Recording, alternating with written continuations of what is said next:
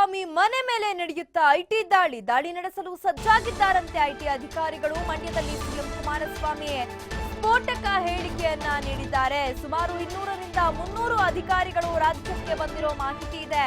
ಇಂದು ರಾತ್ರಿ ಅಥವಾ ನಾಳೆ ಬೆಳಿಗ್ಗೆ ಐಟಿ ದಾಳಿ ನಡೆಯುತ್ತೆ. ಸಿಆರ್ಪಿಎಫ್ ನೆರವಿನಿಂದ ಐಟಿ ದಾಳಿಗೆ ಸಜ್ಜಾಗಿದೆ.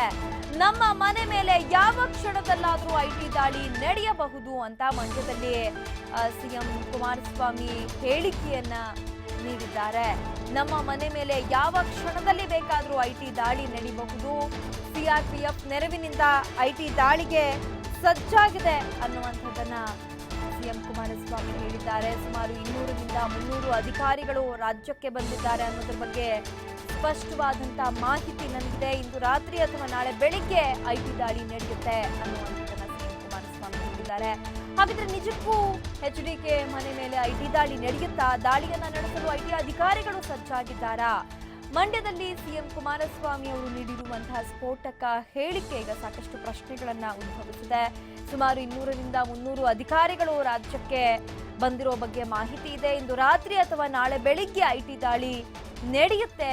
ಸಿಆರ್ಪಿಎಫ್ ನೆರವಿನಿಂದ ಐಟಿ ದಾಳಿಗೆ ಸಜ್ಜಾಗಿದೆ. ನಮ್ಮ ಮನೆ ಮೇಲೆ ಯಾವ ಕ್ಷಣದಲ್ಲಾದರೂ ಐಟಿ ದಾಳಿ ನಡೆಯಬಹುದು ಅಂತ ಹೇಳಲಾಗಿದೆ. ಇನ್ನು ಜೆಡಿಎಸ್ ನಾಯಕರ ಮನೆ ಮೇಲೆ ಐಟಿ ದಾಳಿ ನಡೆಯುವಂತಹ ಸಾಧ್ಯತೆ ಇದೆ ಅಂತ ಮಂಡ್ಯದಲ್ಲಿ ಸಿಎಂ ಕುಮಾರಸ್ವಾಮಿ ಹೇಳಿಕೆಯನ್ನ ನೀಡಿದ್ದಾರೆ.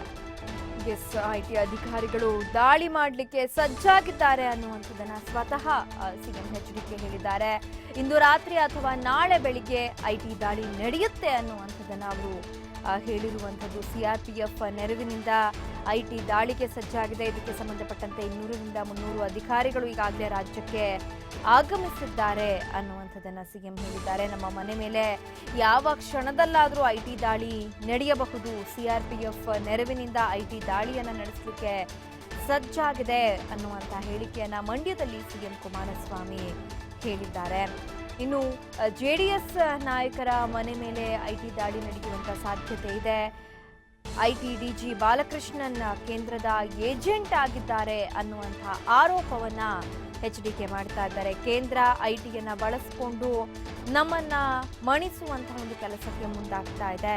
ಹಾಗಾಗಿ ನನ್ನ ಮೇಲೆ ಐಟಿ ದಾಳಿ ಅಸ್ತ್ರವನ್ನ ಪ್ರಯೋಗ ಮಾಡಲಿಕ್ಕೆ ಕೇಂದ್ರ ಮುಂದಾಗಿದೆ.